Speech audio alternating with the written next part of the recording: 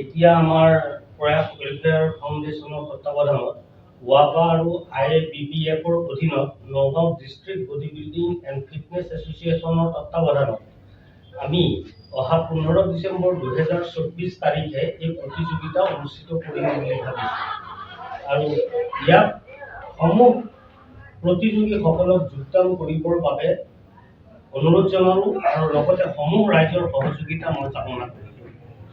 President প্ৰয়াস foundation welfare আমাৰ ইয়াত আগতো ইয়াৰ হেৰি হৈ গৈছিলে, তাৰপিছত আমি আমাৰ এই সংস্থাটো বেছি দিন হোৱা নাই, 10-11-22 আমাৰ এই অনুষ্ঠানটো প্ৰতিষ্ঠিত হয়। তাৰপৰা আমি চলাই আছোঁ আৰু এতিয়া অলপ কম সময়ত আমি এটা কম্পিটিশ্যন আৰম্ভ কৰিছোঁ। নগাঁও বডি বিল্ডিং খেল এখন আৰম্ভ কৰিব ওলাইছোঁ।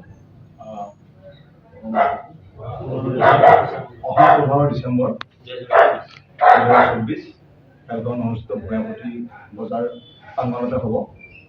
তাৰে আমি যুঁজা চলাই আছোঁ আৰু ইয়াৰ বাকীখিনি বিশেষকৈ আমাৰ ইয়াৰ এই অৰ্গেনাইজিং যিজন আমাৰ আছে ছেক্ৰেটাৰী, তেওঁ চন্দ্ৰমোহন শৰ্মা, প্ৰেচিডেণ্ট চন্দ্ৰমোহন শৰ্মা, তেওঁ বাকীখিনি কথা সবিশেষ হ'ব।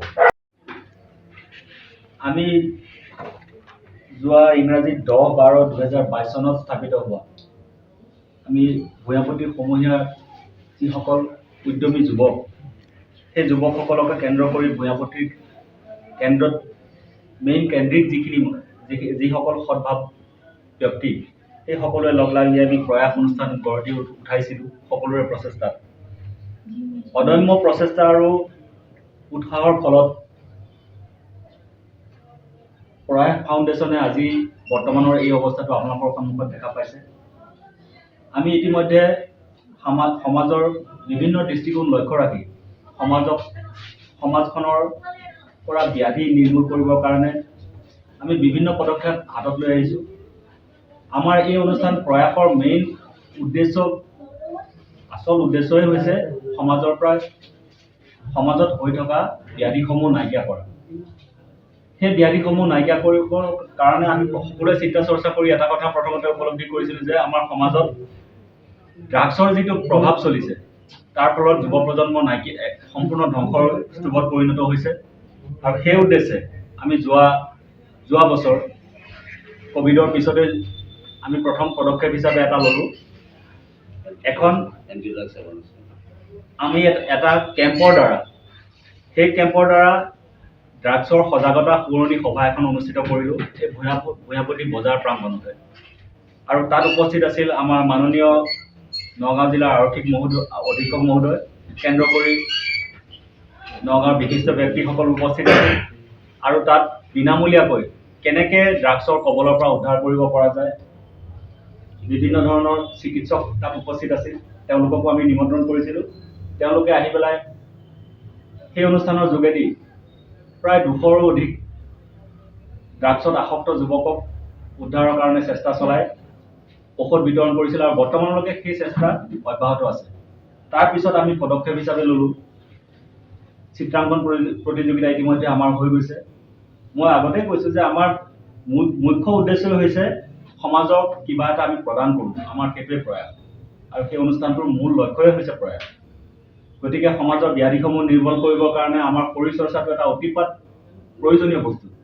আমি এইটো উপলব্ধি কৰিলোঁ, সকলোৱে মিলি পেলাই আমি চিন্তা কৰিলোঁ যে সামাজিক উৎকৰ্ষ সাধন কৰিবৰ কাৰণে এজন মানুহক সুস্থ শৰীৰ এটা, সবল শৰীৰ এটা প্ৰয়োজন আৰু শৰীৰ চৰ্চাৰ দ্বাৰা কিছুমান ব্যাধি নিৰ্মূল কৰিব পৰা যায়।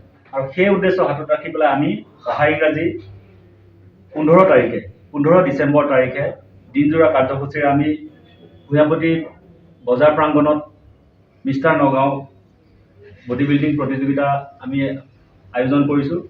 সমূহ ৰাইজক কৰজোৰে আমি আমন্ত্ৰণ জনাইছোঁ যাতে সেই অনুষ্ঠানটো থাকি আমাক সাফল্যমণ্ডিত কৰাৰ লগতে এই উঠি অহা যিচাম যুৱক যোনে শৰীৰৰ লগত সদায় কষ্ট কৰি পেলাই ব্যায়াম কৰিছে বা শৰীৰ চৰ্চা কৰিছে, তেওঁলোকক যাতে উদগনি যোগায়, ইয়াকে কৈ পেলাই আমাৰ প্ৰয়াসৰ ফালৰ পৰা সাংবাদিক বন্ধুসকলক আমি আমাৰ অভিনন্দন জ্ঞাপন কৰি বক্তব্য সামৰণি মাৰিলোঁ। আপোনাৰ কেইটা কেটেগৰীত হ'ব? আমাৰ কেটেগৰী বুলি কওঁতে মানে তিনিটা কেটেগৰীত তিনিটা কেটেগৰীত আমাৰ খেল অনুষ্ঠিত হ'ব। এটা হৈছে গ্ৰুপ হিচাপে মানে ৱেইট গ্ৰুপ হিচাপে ল'ব, ৱেইট হিচাপে লোৱা হ'ব। 5 কেজি 7 কেজি ডিফাৰেন্সত এটা গ্ৰুপ হ'ব মানে। বডি বিল্ডিং 3টা হ'ব হয়। আৰু পাৱাৰ লিফটিং 7টা হ'ব। ঠিক আছে। পইচা এইখিনি দি দিম।